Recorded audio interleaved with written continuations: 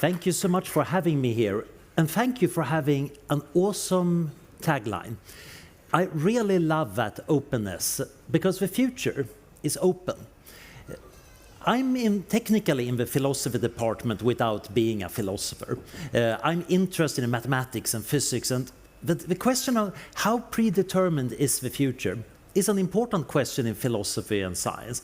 But it's also a rather important thing for us as a community.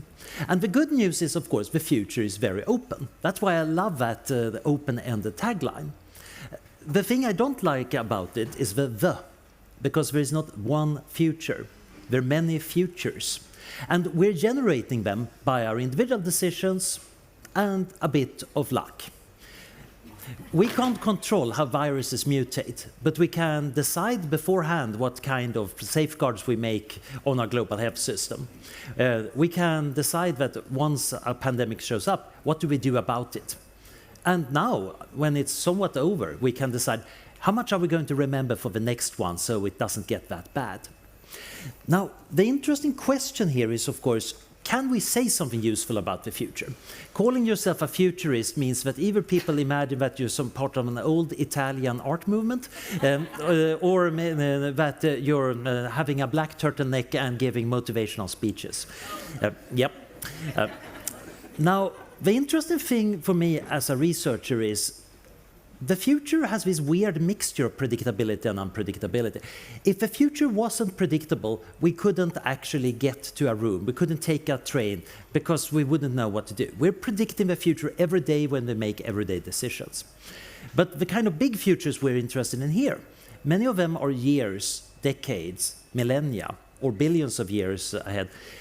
Their predictability varies between different domains. We can predict solar eclipses thousands of years ahead of time with second precision. Why? Well, planets move according to rather deterministic laws of nature. It's frictionless and nice. On the other hand, we can't predict ideas. Indeed, the philosopher Karl Popper argued that history is driven by ideas. And since you don't know what an idea is before you have it, that means you cannot predict history at all. Which is an important insight, although you shouldn't take it too far, because obviously there are patterns. It's not like we're fumbling around completely. The really interesting part is where it gets complex, that interplay between determinism and randomness. On one hand, a lot of innovations are giving us Moore's law, which is still going. The number of computations you can get per second per dollar is still going up exponentially. People have been predicting that it must end soon, since it was stated in the 60s. And every time we invent other technologies, we change the game all the time. We have done it in the past, and we're no doubt going to do it in the future. Although we get this surprise thing that now, because of other reasons, chip prices are high, and people are finally getting forced to write better software. Hopefully. I'm a computer scientist. I have my doubts that we can do it. But the interesting thing is that while Moore's law, when you plot it, becomes one of those nice curves that futurists love to show you in a presentation, how good software is jumpy. Somebody has one of those unpredictable ideas, and you get 10 years or more of power or new abilities. I was in neural networks in the 90s, before they worked. Before they were cool, before you could get a six-figure salary for dealing with them. I got out before that. So now, the interesting part is we in the field got totally shocked in 2010, 2012 that we suddenly started working because we just scaled things up. People, very smart people, who were spending their life working on these things, didn't understand that scaling things up could produce these transformative new qualities. And now, of course, the kids are doing amazing new things that we and the old scientists can't keep up with. That leads to this interesting question. What can we do that actually is going to affect the future? Because we don't really care about knowing the future. We want to do something with it. And there are some things that we can do. We can think about speeding up or slowing down things. Usually slowing down things is very hard. People and the economists resist that. But we can find things that are worth speeding up. I'm interested in what I call differential technology development. If you see a somewhat scary technological possibility at the horizon, you might not be able to stop it, but you might want to come up with a safeguard against it. And for example, it looks like artificial intelligence is going to become tremendously powerful. we probably need to figure out AI safety and AI reliability methods before. And if you have done that, it's not only that you might save the world, you might also make a lot of money in the process. It might be a really bad idea to put aerosols in the stratosphere to fight climate change. But it's not implausible that somebody's going to do it. So we might want to figure out a way of cleaning up the stratosphere, which incidentally might be a really good thing against nuclear winters, asteroid impacts, and supervolcanoes. So if you come up with a cheap way of doing that, bingo. There are also these interesting things where you can prevent things ending.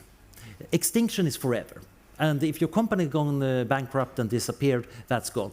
And my institute is dealing with how do we make sure humanity doesn't go extinct. On the other hand, we have many institutions and structures that we might want to make more stable. The good news is many institutions are ridiculously stable, very sticky. And some of the stickiest things you can make are standards. If you set up a rule or a way of doing things, people tend to imitate it forever. That's why we got the QWERTY keyboards. That's what economists call path dependency. Somebody had a successful keyboard, and now we all trained ourselves to use that keyboard, and we're all going to be doing that until we finally get rid of keyboards and use speech recognition or maybe some thought control or whatever. So one of the interesting things is when you set up a new system, you have an enormous opportunity for setting the future, which also gives you a moral responsibility that is downright frightening. If you're the first one to do something really cool, the way you do it might echo down history. Not just in the sense that people remember it, but that people actually are using it in the way you set things up. So we have a lot of responsibility for getting that right. And over the next 5 years, there are going to be many of these things where we, as a community of future-oriented people, might have an interesting impact. Obviously, the climate is big, but it's the energy transition that matters. We're shifting to a different way of producing energy, and that is becoming bigger and bigger. Which solutions, which rules for that are set up in the next 5 years are going to affect the next 50 years. Artificial intelligence is getting ridiculously powerful. We need to figure out how we actually want to handle that in a good way. Space is interesting because new space is totally making the old treaties break down. They were all based in the 1960s on the idea that the only people and the organization that can go to space are governments. But now we have private companies. We have satellite constellations making astronomers weep. We have moved towards resource exploitation out in space. Maybe we find a way of not doing exploitation of space. But it's pretty clear that the current rules have to change, and they will change the next 5 years. And whatever rules somebody comes up in those meetings are going to affect what we're doing in space for the next 50 years. We better get that right. Similarly, there are interesting things happening in longevity and actually improving our long-term health. Again, there are important transitions, both in terms of rules and what people invest in and try out medically, that is going to affect things. These are opportunities, and we can kind of see them. There are many other areas where it's very unclear to me what's going on. I have no clue about crypto. I don't think anybody else has. There is so much going on in biotechnology and quantum computing, I can't keep up. Some of you maybe can. Some of you can see that next opportunity to set the paths the next 5 years that is going to change the next 50 years. And in 50 years' time, the world is going to be unrecognizable because of many other things. But many of the things we set up now are going to matter. So when you go out there and try to think about what should I be doing with my own life or with my planning of my company or maybe for the future of humanity, you should kind of sniff out things that have scale, things that matter a lot. Big numbers or enormous increases in quality or doing something entirely new. But you might also want to look for things where you have leverage points, the things that set paths. And there is, of course, also that thing that nobody else is doing. The real advantage of doing something nobody else is doing is that you get to totally determine what that is. And in many cases, it's not just looking for it. As an academic, I'm always looking for things and then writing a paper and then feeling smug I have done my homework. But what actually matters, and this is why I admire entrepreneurs and people out there who actually build stuff, is of course making them. In many cases, you can make the opportunities. You can make the things that have the large numbers. And that is why I'm rather optimistic about the future. Yep, there are enormous threats out there.